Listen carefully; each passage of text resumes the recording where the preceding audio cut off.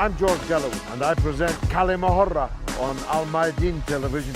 Here we are in London. I speak my words freely, either in Parliament, on television, here on the streets of London. Kalima Horra means free word. That's what I speak. So Kalima Horra is a two-way conversation. Check it out on Mayadeen television. Welcome to Kalima Horra with me, George Galloway, on Mayadeen television, coming to you from London, but discussing the Middle East, in particular, Donald Trump's deal of the century. Has it been a failure, is our question. Well, my take on British, European, other political circles is that it's being treated like an embarrassing eruption by an elderly relative in the corner of the room, which everyone is pretending never happened. The problem is, though, it's deadly serious in Washington and in Jerusalem, in occupied Jerusalem.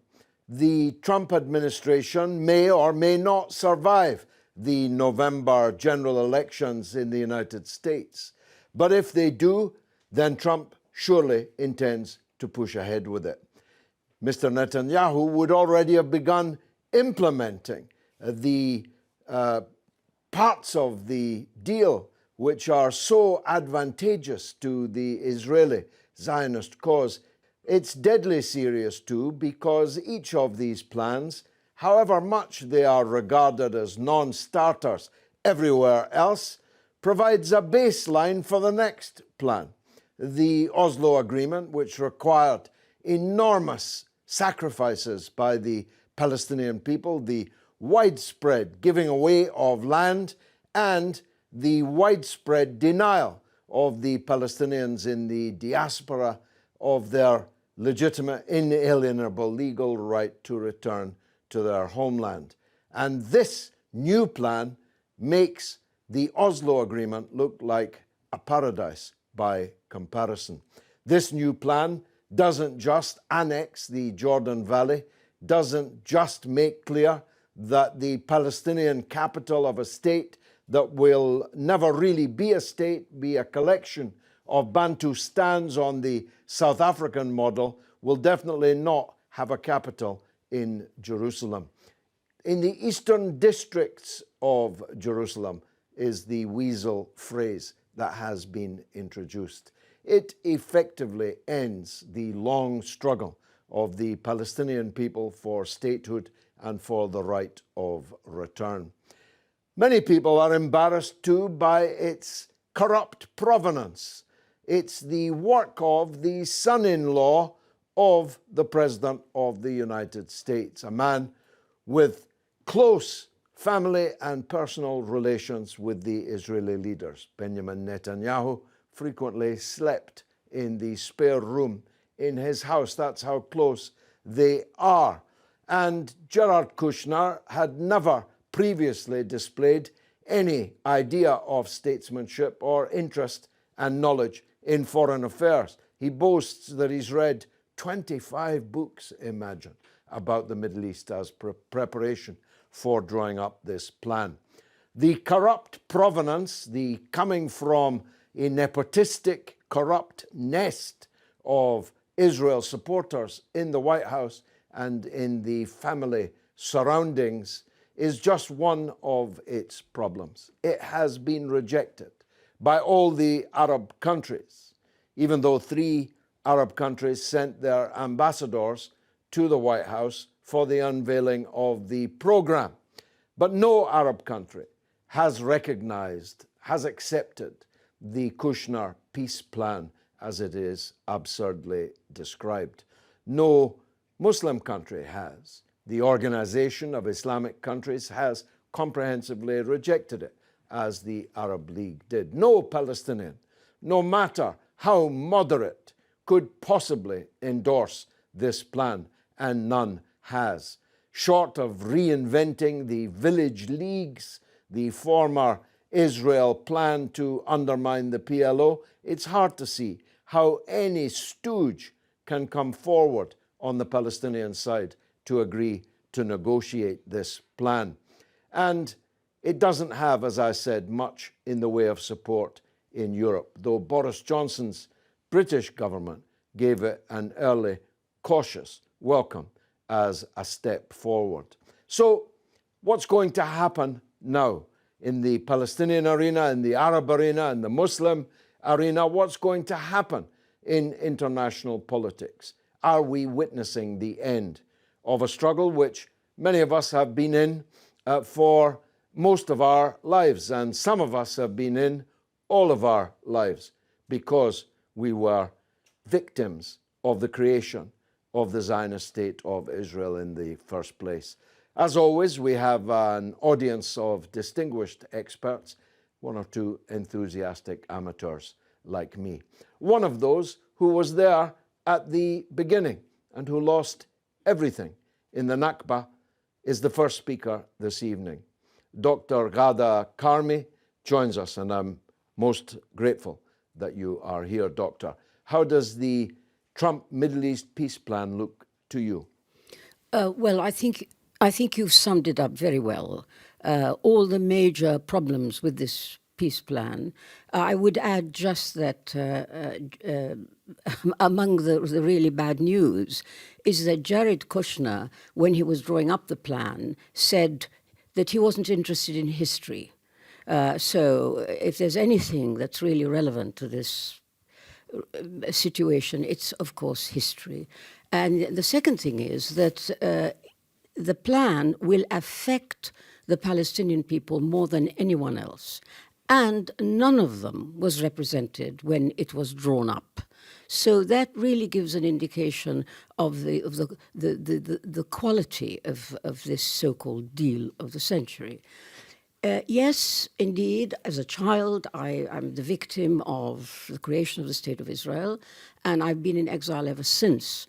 To me, one of the most serious aspects of this proposal is the demolition of the right of return, which affects all of us in exile more than anyone else, obviously. But you know, what really worries me about this, on the face of it, this deal is a joke. I mean, I've read it. I've actually taken the trouble to read it.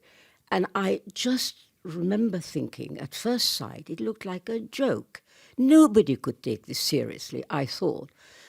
But the problem with these American Zionist plans is that however laughable they are, they have an effect. Not only do they, as you so rightly pointed out, do they create a new baseline for further discussions on so-called peace, but, and this, I really want to bring this in, the role of this so-called international community. You know, whatever outrage Trump has been responsible for with regard to the Palestinians has been passed. It's been passed. People show outrage, they make a fuss, they make a noise. Doesn't mean a thing. In the end, the thing happens. You know, recently we saw that the US recognized Jerusalem as the capital of the State of Israel. Immediately, the Arab League, the European Union, you name it, rejected this idea. What's happened? Nothing. Now, it's as if it really is the capital of the State of Israel. The same thing has happened with the Golan Heights. What's happened? Nothing. And many, many more examples. So the thing I really want to look at, or want to point out, is the fact that there is no force stopping Israel, stopping the United States. And unless we really confront this reality, it seems to me we'll still be sitting here next year with your excellent company talking about the latest horror outrage that these two allies have committed. I would suggest that we need to ask the question, what is wrong? Why are international actors standing by and allowing this to happen? We're not talking about vociferous protests, of course, but in the end, you have to act, and nobody is acting. What's this paralysis all about? Well, as you very well know, the issue has become so toxified, so electric, that politicians dare not pick it up. In the past, when I started in this issue in the mid-1970s, there was not a majority, but there were a considerable number of politicians who stood on the Arab or on the Palestinian side of the argument. Now there are none.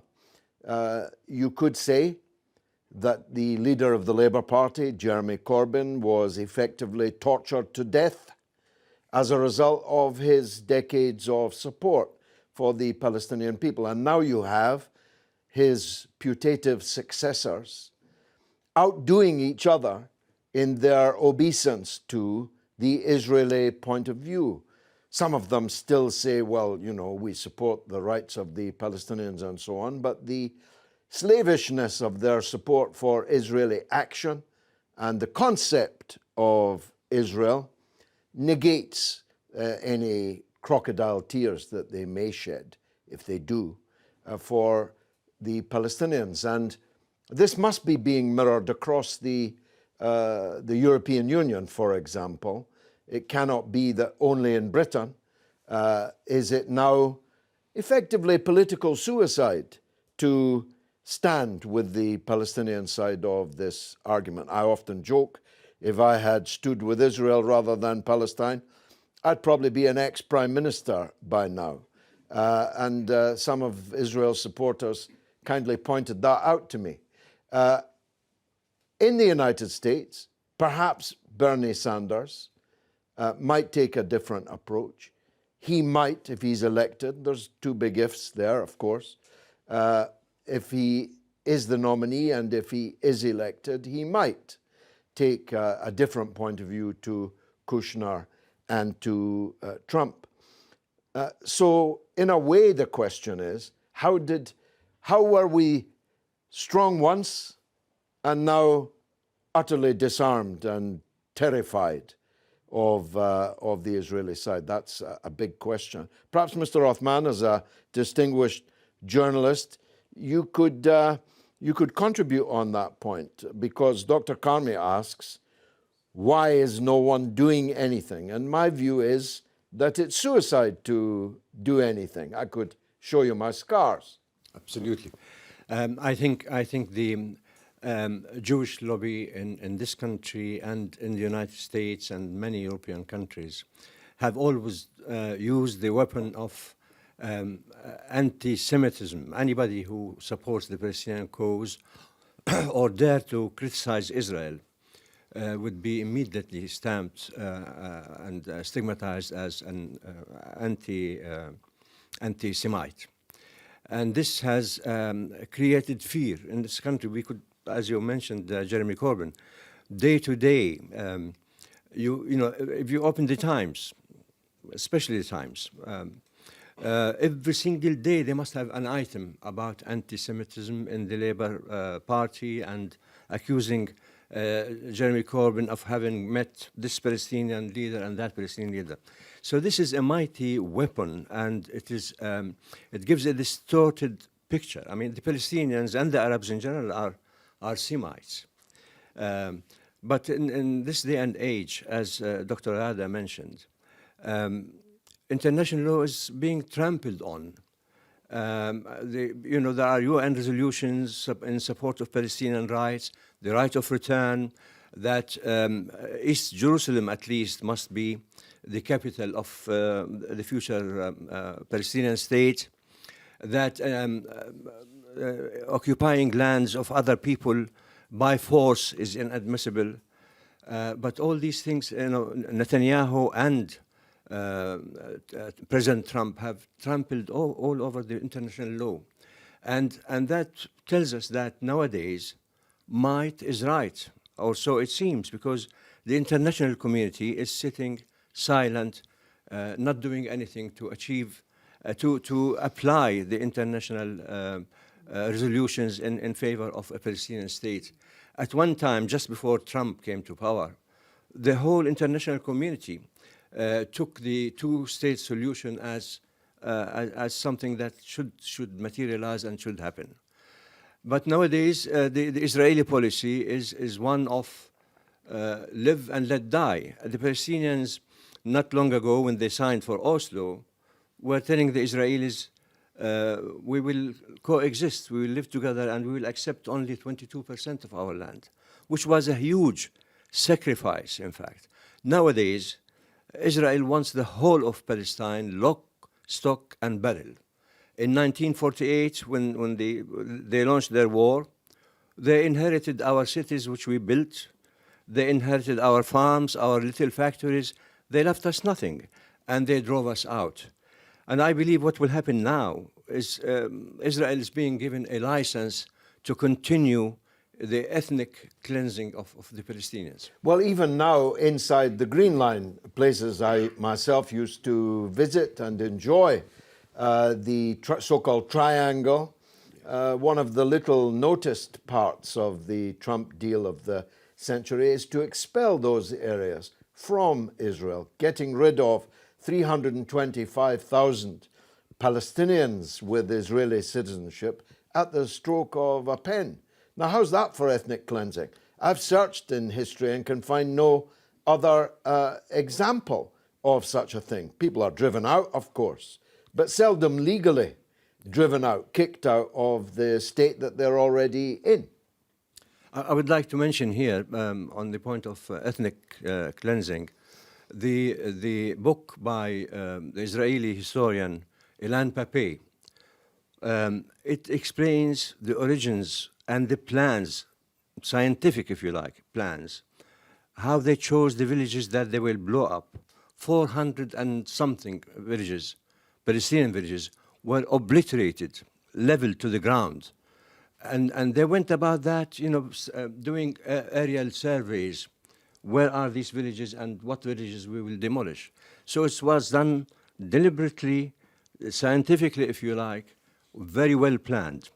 Even when the Oslo Agreement was reached between the Palestinians and the Israelis, they divided the West Bank into areas of A, B, and C. The A, which would have come under Palestinian immediate control, were the hugely populated areas. And the B had less population. And the C had the smallest possible population, in which the Israelis intended all along to build settlements upon. So that was another form of pursuing ethnic cleansing and grabbing land to forbid Palestinians to expand into that space. Yusuf Halou, another distinguished journalist, this time from Gaza, where we first met. How do you think Palestinian public opinion is now? Of course, it rejects the Trump plan, but what is the opinion about what should be done? Well, if you ask any Palestinian, they will tell you that Palestine is not for sale. Our inalienable rights are not for sale. What was offered was not a peace plan. It was a dictatorial plan to finish off the Palestinian cause. The American administration, they will tell you, is not and has never been an honest peace broker. It seems the Palestinians are squeezed into the corner to give up the remaining of their rights. Palestinians feel that they are abandoned, let down by the so-called international community and by some Arab countries from the Gulf region. It's actually a way to pressure Palestinians to surrender. Israel has been working day and night, buying time. Palestinians feel they are neglected.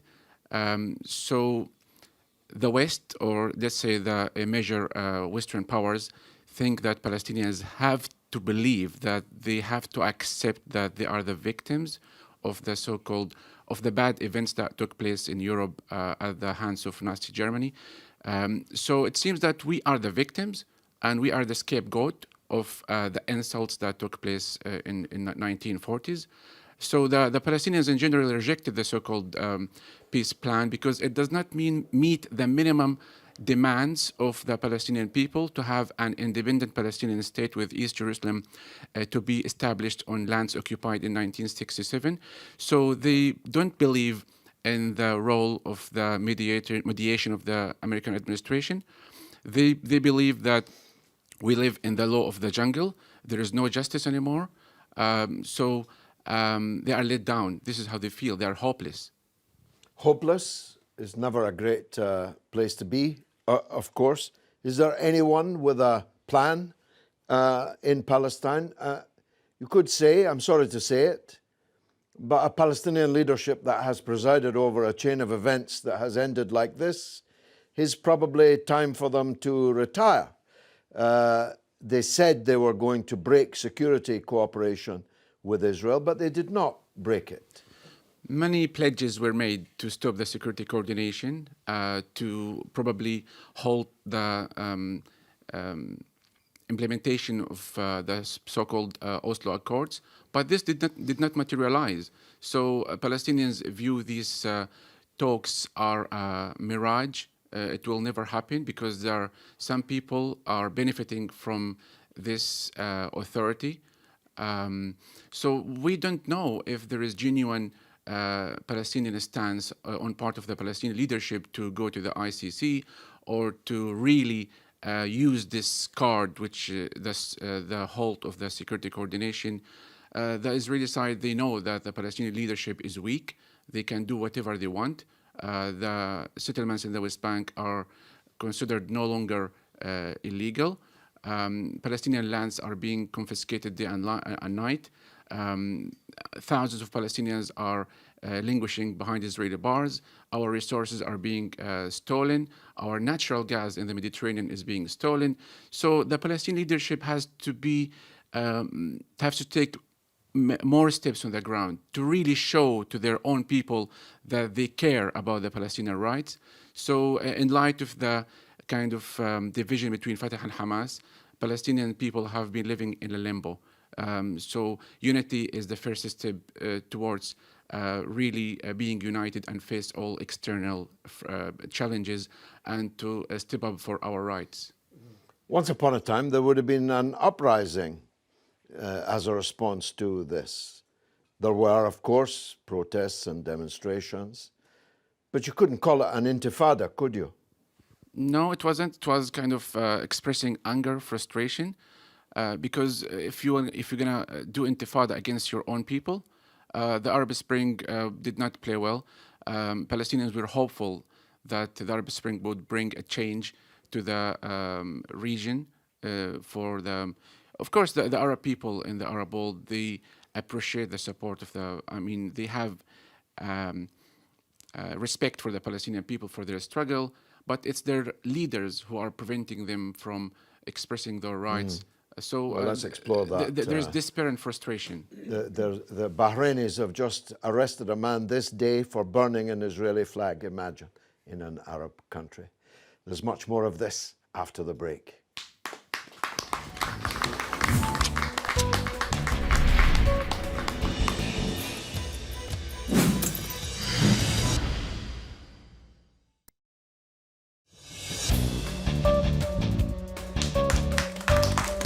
You're watching Kalima Horra with me, George Galloway, on Mayadeen Television, coming from London, but discussing Palestine, Israel, the Middle East, and Donald Trump's peace plan. We took the Kalima Horra camera onto the streets of London to see what the people thought. Let's take a look. What is Donald Trump achieving with his so-called deal of the century when he knew that almost all countries would end up rejecting it? I think Trump wants to sort of just draw a line over the whole Palestine case, and essentially I think he wants to completely rule out the possibility of a separate Palestine state. Well, he wants to give Israel everything it wants. He wants to facilitate the expansion of Israel into Palestine and prevent any proper two-state solution. I don't really know what Trump's trying to achieve with his deal plan. I don't think it takes into account the Palestinians, and I don't think he has any position to be making deals for Palestinians when he doesn't. It's not a deal for the Palestinians, and it's just not fair. I'm not sure whether he knew that all countries would reject that in the first place. I think that he was hoping that some of them wouldn't.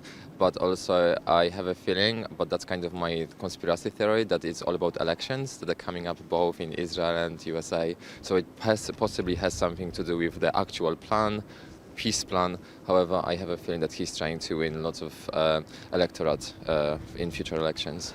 I don't even think he wants to achieve peace, to be honest. I think he just wants to achieve victory for Israel and not really anything for Palestine. Would the Palestinian cause get better international recognition by refusing Trump's deal of the century or accepting it? I'm not sure whether it's linked at all. Palestinians get so much support internationally and recognition anyway that I'm not sure whether it's linked. They should turn it down, of course, but I don't know what the response would be. Probably would be unifying. I believe so, because unless they refuse it, then everyone's going to think they're happy with it. And they shouldn't be happy with it, because it's a rotten deal, and it makes me angry. Yeah. I think so, because I think there are enough people around the world that are against the deal of the century, and I think there's a lot of people that are with the Palestinian cause, and I think a lot of people around the world see the deal of the century as a sort of road to apartheid. But they don't get they don't get support internationally now either. Before there was the deal, there was never support for Palestinians. So after the deal, there probably wouldn't be any support. It would probably remain the same if they said no. Most certainly, yeah. They've got nothing to gain from accepting the plan. I'm not sure about that one. Possibly. They'll gain more awareness. I don't know if awareness will lead to support, but there will be more awareness. Well, quite a high level of recognition there on the streets of the land of Balfour as to what this is all about. Makes you wonder how the Israel lobby in British politics is so powerful if that's the voice of the people on the street. Sir, you have the microphone. What would you like to say? Hi, I'm Timo Alfarouk. I'm from Berlin, Germany. I'm a freelance journalist. Being from Germany, it is amazing that we as Germans are not allowed to say anything about Israel. This is like we go through school learning that Germany did a bad thing, and everybody has to adhere to this narrative, which is, of course, right. The killing of 6 million Jews was a German crime against humanity. It was a genocide. But this guilt Germans have does not allow them to see any further, to make the connection that what is happening in Palestine today has nothing to do with the Holocaust. It has nothing to do with it. And if you have somebody like Judith Butler, who was in Berlin, she was supposed to speak at an event, at a pro-Palestinian event. The event got canceled with no reasons. They said it was logistical reasons. And one German politician, she's actually from the left, I think she's from the Green Party, she actually called Judith Butler an anti-Semite. And the people who actually invited her, that they did a wrong thing to actually invite an anti-Semite to speak. And there we have the problem that we have no force, as you said, Dr. Karmi. There's no force to actually stand up for the Palestinians. There's no force to stand up for them because if you do, as you said, you're an anti-Semite. So I think the problem is, how do we get people to actually learn that one thing does not actually mean the other? Very interesting. Let's take the young gentleman in the middle. Hello, my name is Rami Azize. I'm a Palestinian myself. I come from Bethlehem. I believe in this last phase, in the last days, the Palestinians themselves have suffered, and they are the ones who've paid the price. I believe that we need stability in our part of the region. We need a movement to the future. And in my point of view, this could happen in 3 simple steps. First is for Arabs to unite together. And for that to happen, they need to stop blaming other countries for not being able to unite themselves. Because, correct me if I'm wrong, it is in their hands to unite or not to. Not in the hands of Iran, Saudi Arabia, America, even not in the hands of the United Nations, who have taken 192 decisions in favor of the Palestinians, yet not one decision has been accomplished on the ground. And then the second step is for Fatah and Hamas to unite together and stop blaming them each other. If they unite together, they'll unite the people, and it will be in our favor as Palestinians.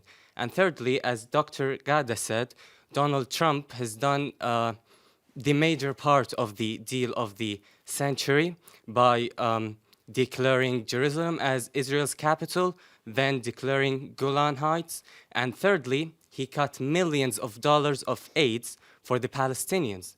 And then we were talking about cutting security coordination.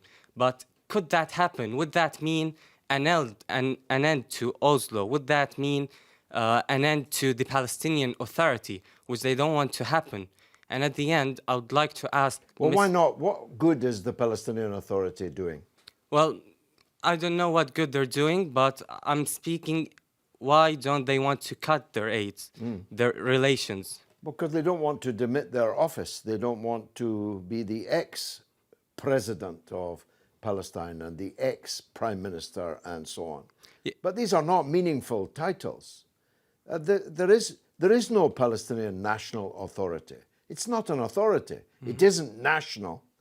It's Palestinian, but it's not serving the Palestinians. That's my view on it as someone who was with Arafat for decades and supported the Oslo Agreement. More fool me. Well, I believe, just like you, 25 years of negotiations has led to nothing. We've completely failed. We've not been able to put an end to this conflict, even on the 1967 borders. And yes, it is unfortunate that we failed. Well, you've spoken brilliantly, let me say. But you call these simple steps, but they're very far from simple. It is. Just like the Ba'ath Party couldn't unite Iraq and Syria, it seems the Palestinian ranks cannot unite Fatah and Hamas. When I started in this, there was no Hamas. They hadn't been invented yet. And the Palestinians had one address, one leader and one address. That was what Arafat always said. If you want to speak to the Palestinians, you'll have to speak to me, because the PLO speaks for all of our people, inside and out. We have one address, Tunis, or wherever he happened to have been driven at that point in time. But I want to challenge you on the first of your simple steps. Long before you were born, when I got involved in this, we were very weak in Western countries and absolutely hegemonic in Arab countries. Every Arab was bristling with fervor in support of the Palestinian people, and we could have fitted all the supporters of the PLO in 1975 into this hole. Now you can't fit us into Hyde Park, but the Arab factor seems to me to have completely disappeared. I know Yusuf said earlier, it's their governments, but is it really only their governments? The Arabs are slaughtering each other in various parts of the world for somebody else's flags, for Islamist fervor. They are far more ready to fight each other than they are to fight Israel. Isn't that a major part of this problem? Well, it is, I think, in my point of view. And to Donald Trump, I say, and on behalf of myself and the people that I consider to represent from Palestine, please take our opinion. This is not a peace plan. This is a war plan. This needs to stop. It needs to come to an end. Thank you. Very beautifully spoken. Young gentleman here at the front row. Yeah, is it possible it could placate Israel, or do you think they're not? Or do you think it's not? They're still going to continue to not simply occupy but expand their territory? Well, effectively, it means that all of their illegal settlements will be legalized. They will become part of the state of Israel. The Jordan Valley, which is about 30% of the area of the West Bank, will be annexed to Israel. And the contiguity of the West Bank and Gaza will be a tunnel. Well, it's not really contiguity then. Well, it's a very strange definition of contiguity. But do you think that maybe Israel won't push it any further after this? Do you think they? No, I think that Netanyahu was ready to immediately proceed with it, but I presume someone, the security apparatus, the intelligence services, the army, who would have had to deal with the consequences, persuaded him to wait. And perhaps also America. Or they would have already done it. Yeah. Yes, Mahar. I would like to trace the beginnings of this deal by going back to 1917, Balfour Declaration, and just a few years following that. Haim Wadsman, who was instrumental in the Balfour Declaration, used to say in public meetings that we will go to Palestine and live in peace with the Palestinian people.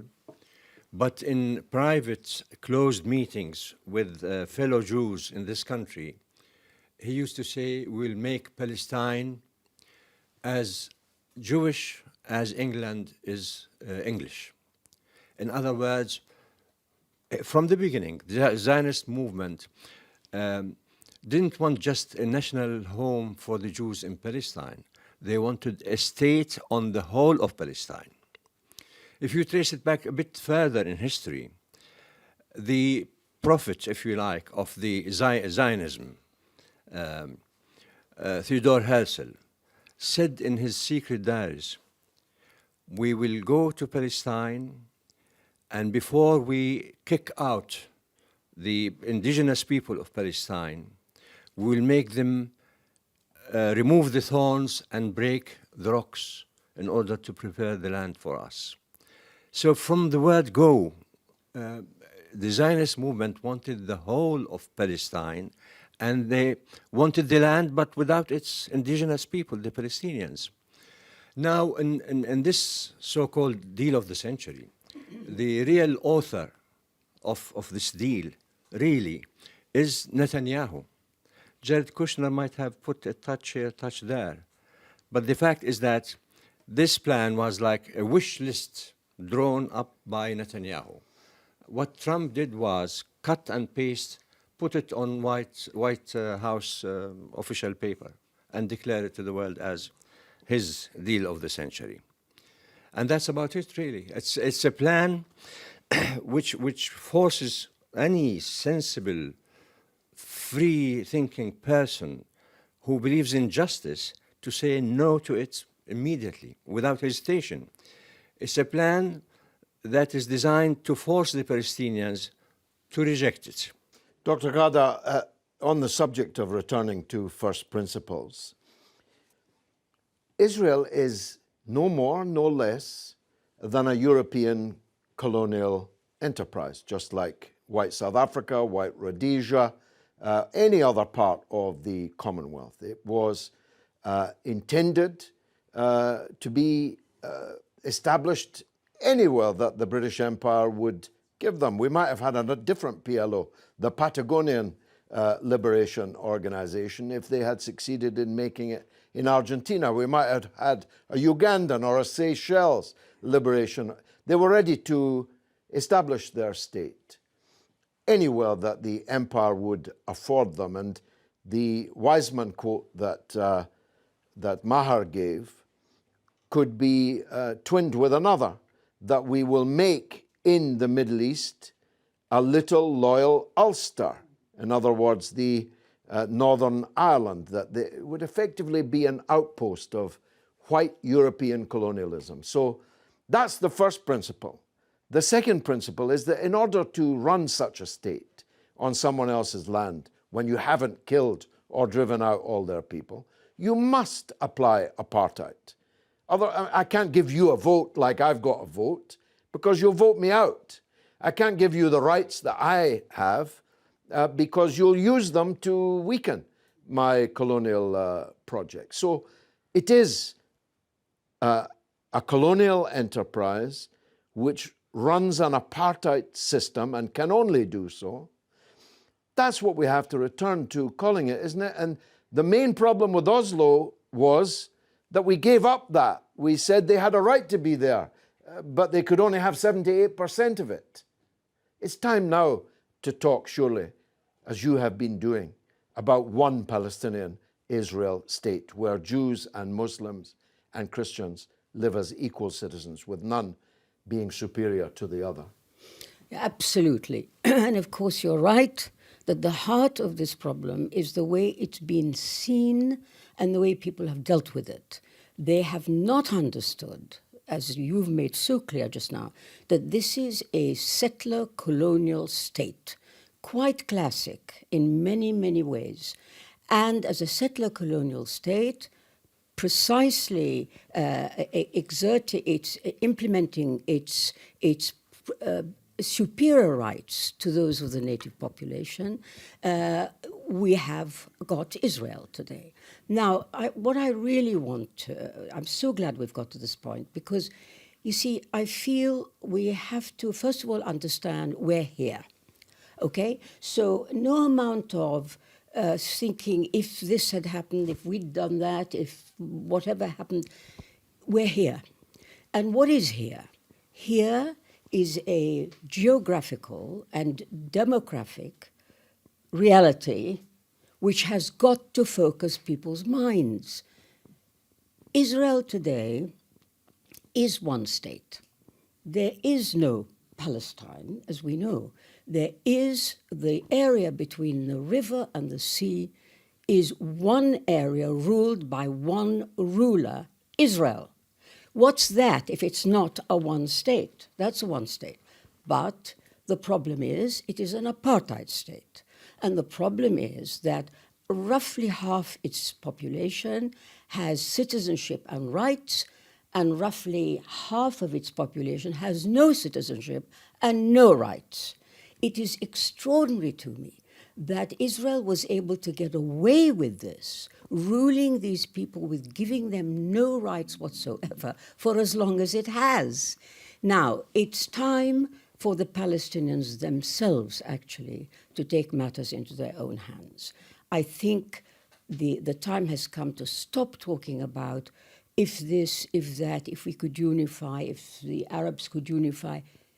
There is no substitute for the Palestinians taking their destiny into their own hands, which they did once before when they created the PLO. That was a great achievement, and it was evidence of, it was an illustration of what happens when a people says, we are going to act, we are going to do things. We're not waiting for somebody to give us permission. Now, in my view, the time has come again for the people to do precisely that, to say, we are now going to act. And the people who will lead this movement are the people on the ground. There is no escape.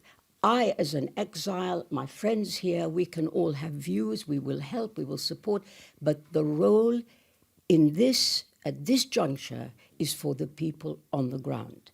They have to say, we will not be ruled unequally as people without rights by Israel, not a moment longer. We demand that if Israel wishes to go on ruling us, it must give us equal rights with the other people it rules. Now, to my mind, when I've talked about this on previous occasions, it's really evoked a lot of opposition, a lot of criticism, and so on. And yet, to me, it seems absolutely self-evident. If you're being ruled alongside other people, but you don't have the same rights, what do you do first? You don't go around going to the UN again and asking for another resolution. You demand of the ruler, you tell the ruler, we are not going to do this anymore. We want equal rights. And if you don't like it, get out of our territory.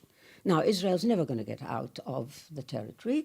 Therefore, the Palestinians themselves have to take this into their own hands, and they have to start a campaign, a proper, well-worked out, intelligent campaign that is aimed at world opinion and internally to say, we will not last a minute longer like this. We want equal rights. Well, look, Doctor, Sinn Féin, the Irish Republican Party, has won the election in the Irish Republic and has long been in dual power in the British part of Ireland.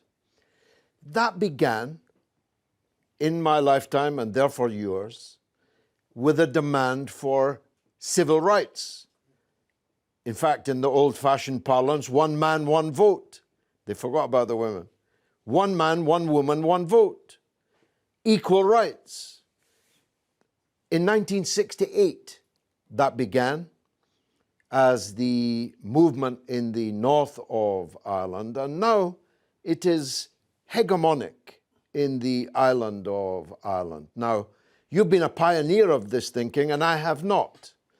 But I think that you are right, that the focus now should be, all right, you've taken our country, and because things are as they are in the region and the world, we can't actually do anything about that. But we are not going to accept being ruled by you without the same rights as the other people that are ruled by you. There are 6 million of us, and there are 6 million of you. So we have to have one man, one woman, one vote, one law that applies to everyone. Because I've got to say to our young friend in the middle, it's waiting for Godot to wait for the Arabs. It's waiting for Godot to wait for the United Nations. No one is going to come to your aid. It's time to do it yourself with an entirely new political leadership. That's the one thing you didn't say. I'm not going to embarrass you by inviting you to say, but the old men and the old methods and the old demands haven't worked and are not going to work. Don't you think? No, absolutely. Now, of course, we have real logistical problems with this solution, which, of course, in principle is unexceptionable, really. But we have problems because there is a leadership in place, and the leadership, the Palestinian Authority, is what it is. It's not fit for purpose. It is not capable of taking on, of changing in such a way that it can take on this role. That's why the grassroots movement has to be a grassroots movement in every sense of that word. We have South Africa for the most wonderful example of how when an oppressed people decides that it will not live oppressed, unequal, discriminated against, it will not accept that. And look what happened. When one talks about this, of course, the next question, which is implicit in what you said, is, well, how are you going to do it? Of course. But, you know, for me... Wouldn't be any worse off. No. And for me, it's enough if this idea can take on that people start more and more to support it. And the more support you get for an idea in principle, the more probable it is that it will be implemented. Yusuf, final word to you. Despite the fact that the Palestinian leadership, led by President Abbas, say clearly that the so-called two-state solution is dead, they are not willing to dissolve the Palestinian Authority because simply they say we don't want to give legitimacy to the Israeli occupation. But in order to for the people to take the matter into their hands, they need the boost to their morale, spiritual morale, and this doesn't exist anymore with the so-called normalization ties between the Arab regimes and Israel. So I think the state that we live in, the state of despair, frustration, people on the ground are frustrated, and without the support, the real support from the leadership, the Palestinian leadership to the people say, why would we sacrifice ourselves and go get shot like sitting ducks on the frontier of Gaza or the West Bank, whereas our leadership doesn't care about us. Our leadership continues the collaboration with the Israeli side. They are not taking serious measures on the ground to show that they care about us. So it has to come from within, I agree. And we don't pin our hopes anymore on the so-called Arab regimes anymore, because it seems every country has its own problems, and we have an Arab proverb says, no one will help you unless you help yourself. So we have to have faith again in ourselves. We have a just cause, and despite the fact people are lost hope, as I mentioned before, but I hope Palestinians will see a light at the end of this dark tunnel. Well, I hope so too. Ironically, in the 1970s, even a part of the 1980s, the Palestinians were the most democratic, the most militant, the most politically plural of all the Arab populations. In Beirut, in Lebanon, where I used to go and visit Arafat in the 1970s, every building was a party. Every party had a paper and a magazine and posters, and there was a constant flux of argument and ideas and contest for direction and leadership. And most of that seems to have disappeared. And now, instead, we have President Mahmoud Abbas. God bless him and long life to him, but his period of directing events for me has long expired. It's been marvelous for me. I hope it was for you. Thank you very much indeed for being here and for watching. I've been George Galloway. This has been Kalima Horra.